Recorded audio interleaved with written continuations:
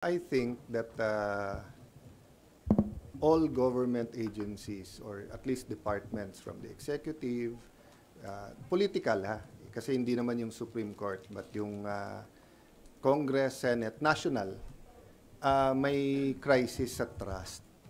Kasi nga napaka-massive nitong sa flood control. Tapos it deals with infrastructure eh. Pinakamalaking budget yan, 1 trillion.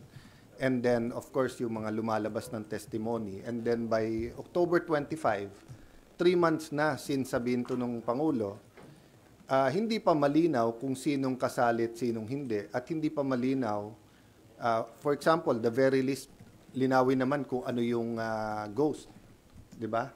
So far, malinaw na ang ghost massively nandyan sa Bulacan. But even in Bulacan, of the X amount, whether it's 20 billion, 25, 30 billion a year, ilan doon ang ghost at ilan ang hindi ghost, di ba? So the uncertainty, together with pagiging massive, and of course, halo-halo na, di ba yung social media, everyone has the opinion na tama naman, is causing this distrust. At saka napakalaking pera eh.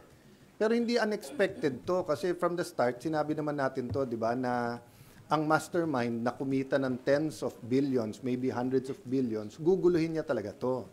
So ang task natin sa gobyerno, may that be the Blue Ribbon Committee, ICI, Ombudsman, DOJ, DPWH, lagyan ng order to.